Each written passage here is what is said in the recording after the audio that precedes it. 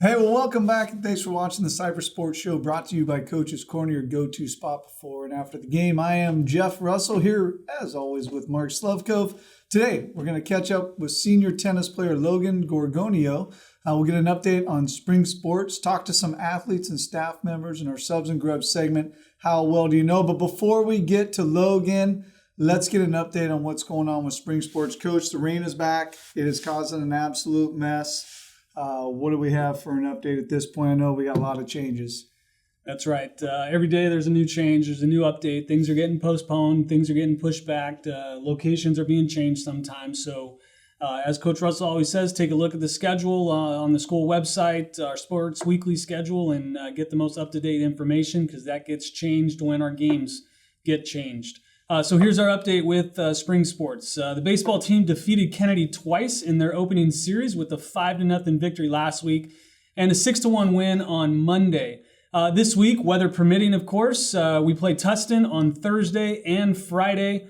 The Orange County Register has our team ranked number 6 in the county this week.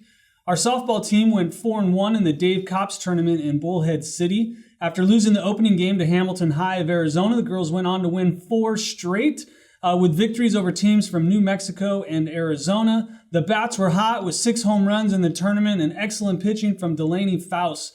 The girls are currently 8-2-1, and the OC Register has us ranked at number 22 in the county. This week, the team takes on La Mirada, which has been delayed until Thursday here at Cypress, originally scheduled for Wednesday.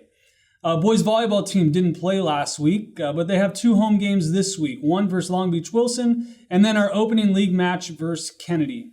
On the swim side, boys and girls team opened up league this week versus Valencia. They'll be swimming in the rain, but they'll be able to get through that as long as there's no lightning out there on Tuesday. Track and field team defeated Pacifica last week in our home opener. The boys and girls varsity teams are now 2-0 in league with Kennedy on Thursday this week. Of course, weather permitting. Check out some of these names, some of these highlights from last week's results. Aiden Houston, not only our quarterback, but also a winner in the 400, the 200, and the 4x100 relay for our boys team. He teamed up with Jonah Kim, our point guard on the basketball team, who not only won the 4x100, but also the 100. Ramon Rodriguez, remember that name from cross country? He won the 1 mile and the 800. Alan Vuong, basketball player we had on last week, he had goals of improving that high jump and closing that gap on Quentin Pounds. In the high jump, he went 6'3". He improved his mark from the previous week, and he won the triple jump. And then Elijah Lowe won the 100 hurdles and the long jump. So congratulations, fellas, on a nice meet against Pacifica. And then on the girls' side, Ariana Howard, she won the 100 and 200. Caitlin Krebs won maybe the most difficult race out there in the 300 hurdles. Batry Bolton won the triple jump. She's just a freshman. And Yvonne Lamb won the long distance races for the girls, the 1600 and 3200. So nice job, Coach Iman and your whole crew out there. Keep it going this week against Kennedy. The boys golf team defeated Marina twice last week, but came up just short by 2 strokes to Lucerna on Monday. The boys take on Los Alamitos on Wednesday, weather permitting, of course. The boys tennis team is ranked number 1 in the current CIF poll for Division III. They're now 8-2 on the season after a close loss to Huntington Beach and a loss to a very good Servite team last week. The boys bounced back by beating Milliken and Yorba Belinda, and this week they play Sage Hill, of course, weather permitting. And finally, the badminton team defeated Marina and whooped up on Kennedy last week, and this week they have just 1 match versus Gar. There you go. Yeah, a lot of stuff going on for sure. We are also in the midst of the re-leaguing process, Coach. Such a long, drawn-out deal, it seems like, during that time. We'll go through a lot of meetings, and we're looking to kind of get through that. Any thoughts on re-leaguing, the process, and gives people some ideas of what kind of goes on in that timeline?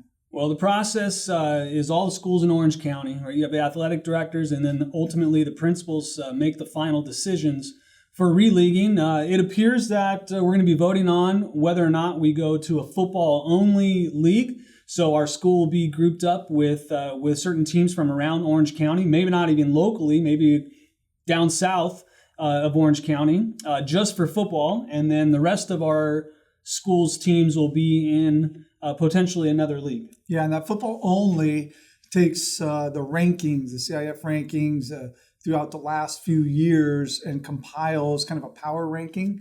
It's disregarding for the first time the normal Trinity League, which would have just private schools, and it's kind of putting private and public back together.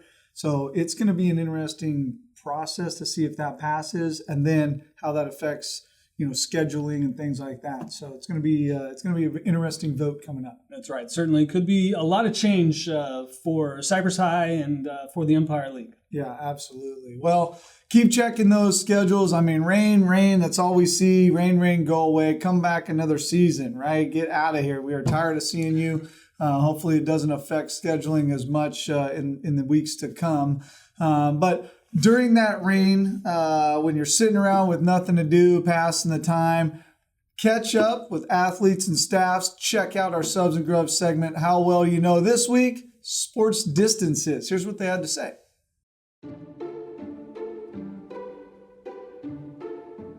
We're back with Miss Manera, senior baseball player Miles Fendrick, senior football player Nathan Schneider, who has one good day on the golf course and now thinks he's a golfer, junior golfer Ryan Slevcove, Mr. Gartner, science teacher, senior football baseball player Matthew Morrell. We want to know how well you know spring sports distances and events. Are you ready? I hope so. All right, this is the easy one. How far is home plate to first base in baseball? You said this last time. Like 60 feet. 90 feet. 90, to first base, 90 feet. 90 feet. 90 feet. 90 feet.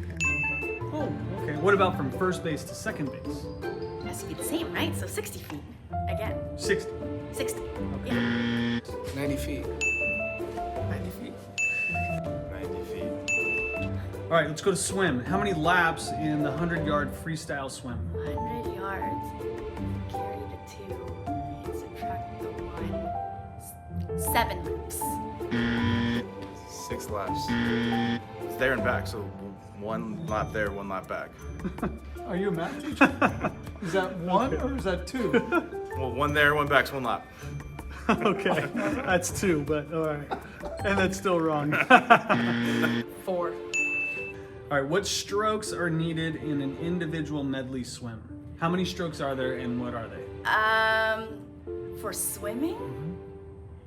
How many strokes? Like how many times they have to do this? No, the types of strokes. Oh, types of strokes. 4. And they are? And they are All of them. Good answer. I know there's a backstroke. The duck one. Is there a duck one? And then I think that's it. A free stroke, or there's some normally. The normal stroke? The normal stroke. the thing. This. What is that one? Can you name No, them? How many are there? Backstroke, butterfly, whatever that one is. And did I say backstroke already? Yeah. I don't. And freestyle. All right, very good. Oh no, this. 4. What are they? Backstroke, freestyle, breaststroke, butterfly. Those are 2 of them. Okay, so can I just do the sure, motion? yeah, Okay, definitely. so there's this, and then there's this, and then there's this. That's one of them, right? Yeah? But I said 4. What's the other one? Oh, just the regular one. Okay, the regular one. Yes. All right, how about this one? How long is the 100-meter sprint in track? Like the 100 meters. 100 meters. 100 meters. 100 meters. 100 meters. 100 meters. How many laps in the 3,200-meter run? 4. Let's say there's 8. 3,200 meters. How many laps? Oh, how many laps? Like 8. I don't know. 6 laps. So it's 400 for 1 lap, so 8. All right, and the last one. The attack line or 10-foot line is how many feet from the net in volleyball?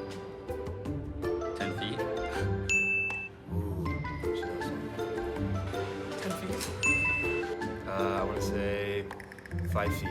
10.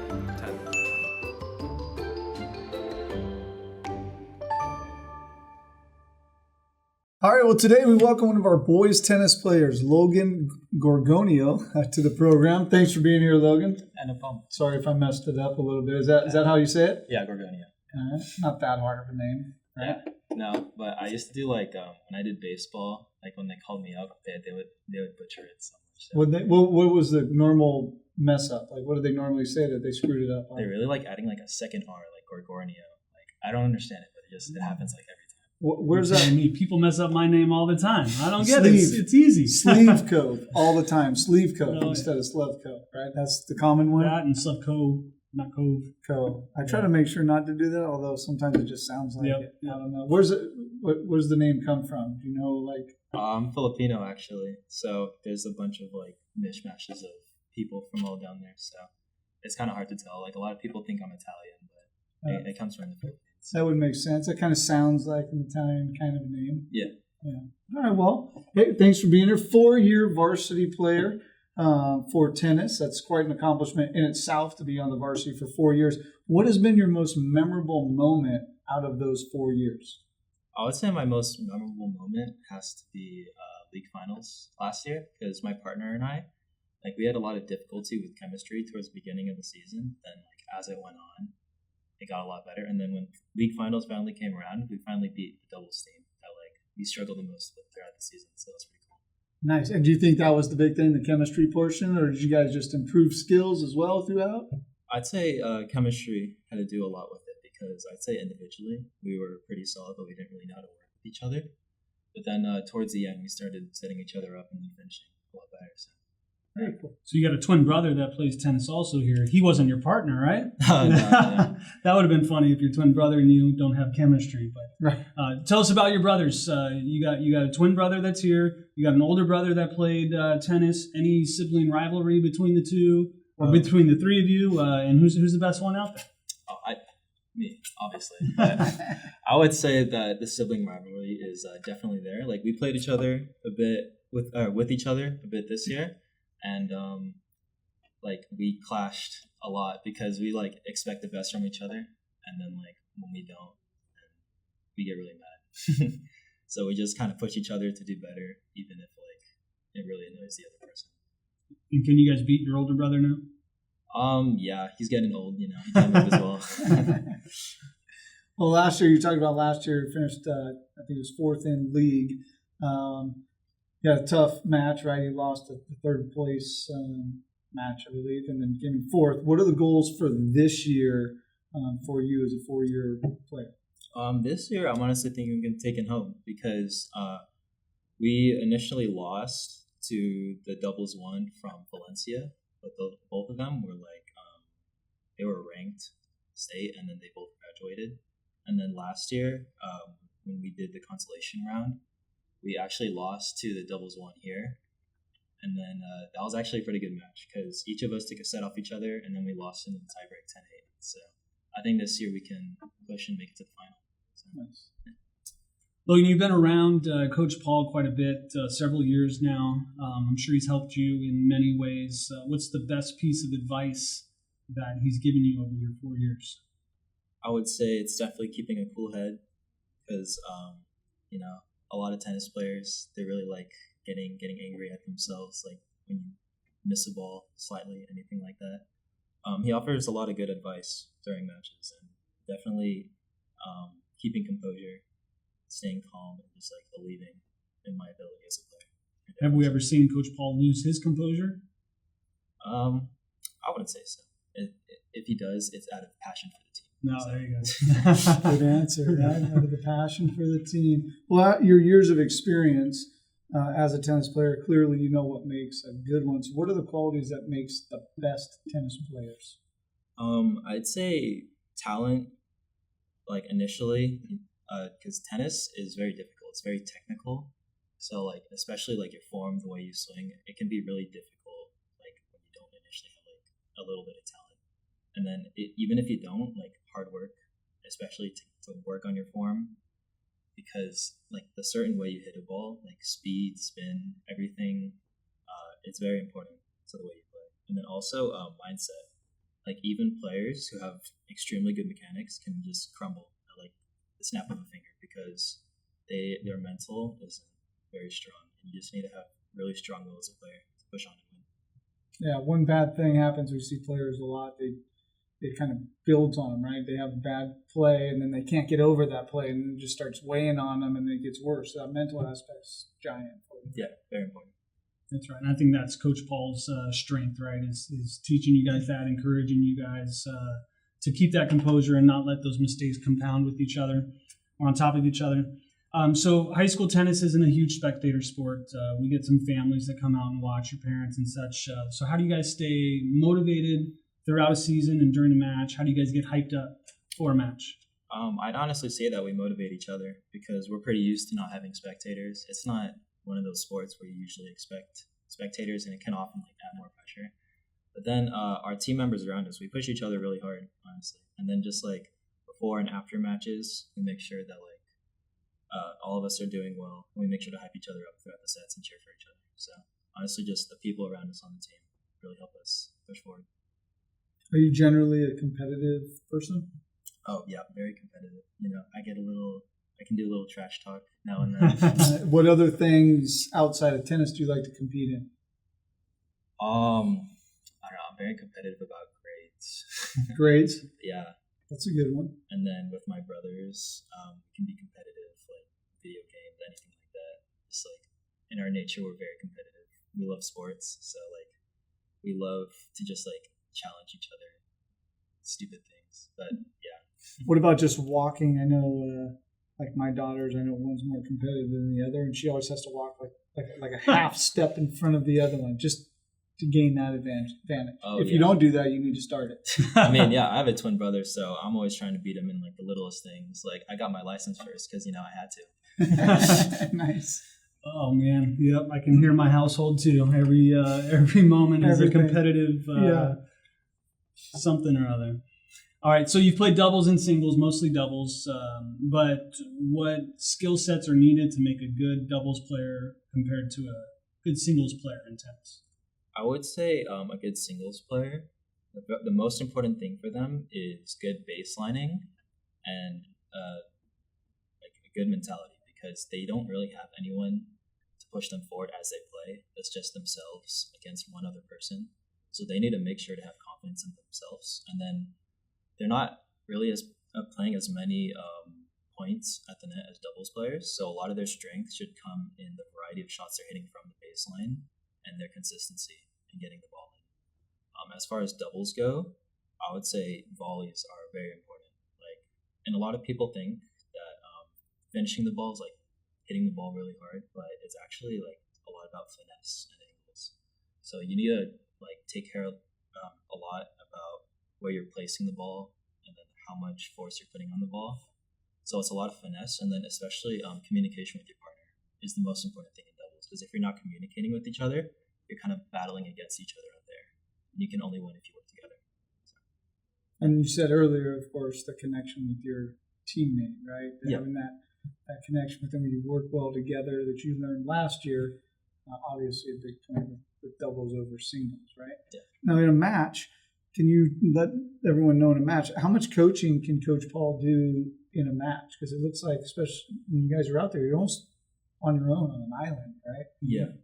So basically, if there's a game going on, like if like say the game was like 15:30, no one's allowed to talk to you at all. So only during changeover, which is every 2 games, every changeover is the only time you can come and coach us. And it has to be very brief, because there's like a time limit for how long you can talk and take a break between changeovers. So and since there's so many players on the team, he has to be very selective about the ones he's talking to on changeovers. So yeah, it's mostly just you out there, you and your partner. Yeah, a lot of prep and practice, and then the games is on you, right? Most of the coaching and practice time, I would imagine. Yeah. Well, very cool. Well, this time in the program, we got some fast action questions for you. Don't overthink them or anything. They're meant to be fun. Whatever comes to your mind first. Are you ready? Yep. All right. Serve and volley or play from the baseline? Serve and volley. Of course, the doubles. You just said it. Right? Yeah. One hand or two-handed backhand? Two-handed. Two-handed. All right. No cut shots with the singles? I do a one-handed slice backhand, but the two-hand backhand is just way easier to control. Yeah, better. If your coaches and your teammates were on the TV show Survivor, have you ever seen that show? Yes. Or at least you know what it is? Yeah. You're both on there. Coaches, teammates. Who's going to win? I would say our singles 3 Shrieker Alla. He has a strong will, and he's very smart, very intelligent. So I'd say he would be the one to win. How early in the program is Coach Paul voted off the island? You can hold it. I'm going to say pretty early myself. But, favorite cheat day meal?